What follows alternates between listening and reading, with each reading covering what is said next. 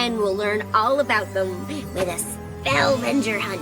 Okay, I know, of course, that Twilight is saying, spell venger hunt, as in a combination of spell and scavenger hunt. However, the first time I watched this, that is not what I heard. That V is not very well enunciated, and it sounded like an M to me, so I could have sworn she was saying spell minge hunt. I cannot unhear it, that is just what it sounds like in my head now, and anytime anyone mentions it, all I can think about is the students running around the friendship school looking for big, hairy, magical vaginas. And now it's in your head, too. If I must suffer, you will all suffer with me. That is kind of the theme of this channel, I think. Anyway, here we go.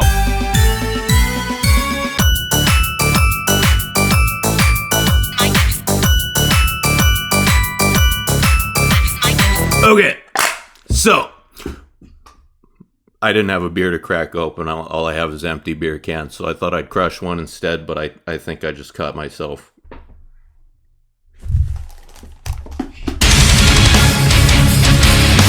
Okay, I got more beer. So, we're learning some friendship, and Twilight's like, alright guys, listen up. We're gonna have a spell minger hunt. Is that a pony thing? Anyway, I'm gonna split you into pairs, and you're gonna go find some minges. Question. Yeah, changeling girl. It's Ocellus? I'm gonna forget that again in a week, but, what's your question? When are you gonna stop milking this one shitty joke? When are you gonna grow fucking personality? Ouch.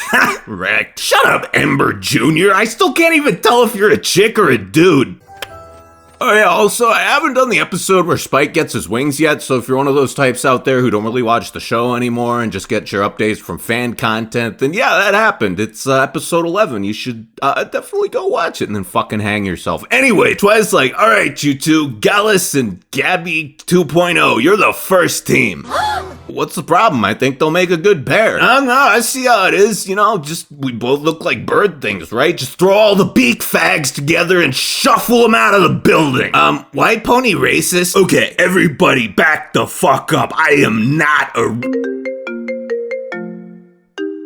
So, Twilight gets a booty call and the gals are like, great fucking job, Twi. You just had to say something stupid. Now the entire teaching staff has to go to sensitivity training. I'm not a racist. I swear, nobody even let me explain. Twilight, just play along and take it up the ass before this gets on the internet and we all lose our fucking jobs. Anyway, Purple has to leave someone in charge while she goes away for a little re-education, and oh my stars. Look who it is. And Glimmy's like, dude, I'm flat out telling you this is a terrible idea and I will fuck it up. But Twiggy's all, you're the perfect choice. You're a good leader and an expert in friendship. Nothing you just said is true. Now, Starlight, what do I always tell you about being confident in yourself? That it doesn't matter if I am or not, because you could still charge me for all the crimes I committed, so I'm your bitch forever, just like Spike. Exactly, now fucking do it, you ungrateful slut. Don't worry, Starlight, free will is overrated. So, at this point, I'm thinking like, sweet, time for a nice help and a good old glim-glam shenanigans with some Spike on the side. I like these two together. Spike doesn't have the sort of little brother manservant relationship to Glimmer that he does with Twi and the rest of the gals because they're both butt slaves. They treat each other like equals, and if anything, Spike gets to be the advisor for once. Surely, this will be a contender for my favorite episode of the season. What could possibly go wrong?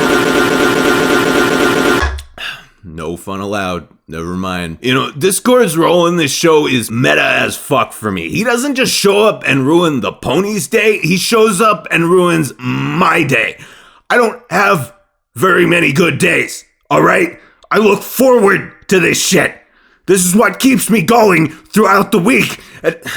Hold on, maybe this could be okay. Right? Granted, Discord is still far from my number one choice if I happen to be in Ponyland looking for someone to hang out with, but after that whole Fluttershy tea party incident last season and getting to see the world through his eyes for a minute, I've been feeling a little warmer towards the guy lately. I will give this a chance, and maybe he won't fuck it up. No! He's fucking it up! He's fucking it up! I'm just thinking, if Glimmer went walking around wearing that wig, no extra effort, just exactly like this with the hair hanging out and everything, how how long do you think it would actually take before someone even looked close enough and realized she wasn't Twilight? Anyway, Douchecord pulls his usual act and fucks everything up, so Glim Glam has to call in the cavalry, and oh, Trixie, you're back. You're finally back. You see, guys, you can't evade the law forever. All those years of illegal back alley firework dealings and smoking shards finally caught up to poor Trixie, and over the past 10 months, she's been paying her debt to society at the Canterlot Correctional Friendship Dungeon. But now, finally, Glimmy's been able to use her government connections to get Trixie into a work release program, and another display of the blatant nepotism in practice at this institution has gotten her a cushy job teaching here at the School of Friendship. Also,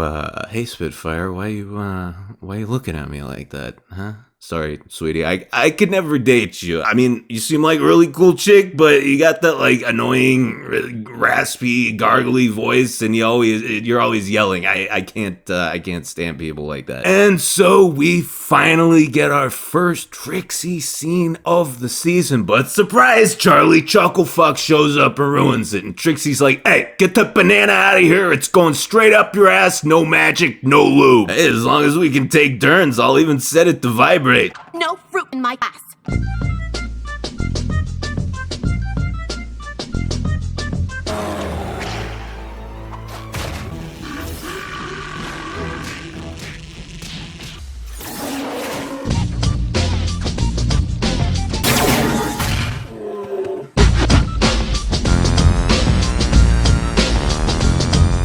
Anyway, Glimmy finally gets as sick of Discord shit as I am, and she's like, give me a reason, dude. You're gay.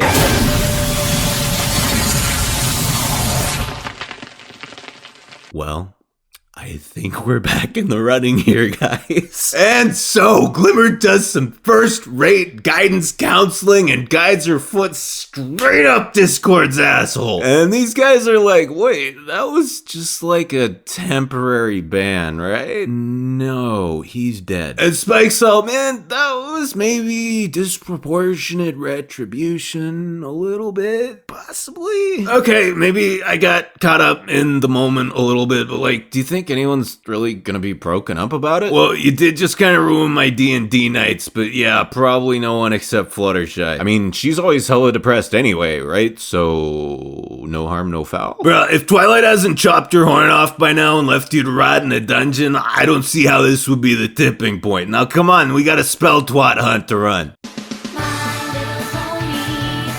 Yeah, I wish. Anyway, despite being completely and utterly 100% justified in murdering Discord, Glimmy, for some inconceivable reason, feels like a dick about it, and so Discord's restless spirit latches onto her emotional vulnerability and returns from beyond the grave to torment the faculty and students of the Friendship School. And she's all, fine, you can be alive again if it's such a big deal. Jesus Christ. Thanks, most people prefer to exist, even I know that. Listen, man. I'm sorry, okay? I finally understand why you're acting like this, and, you know, the obvious answer is fuck you, it doesn't matter. Yeah, it does! That's the whole lesson of the fucking thing! No, the real lesson is that I'm a fucking idiot for ever getting mad in the first place. I've known you long enough to understand what your life is like, and you're a lonely, insecure, pitiable person. All this bullshit you constantly pull is like the screeching of a neglected child so starved for attention that he doesn't even care if that attention is a beating. At least it's proof he exists. Lacking empathy towards something that pathetic makes you equally pathetic. And at this point, anyone who still has a massive hate boner for you is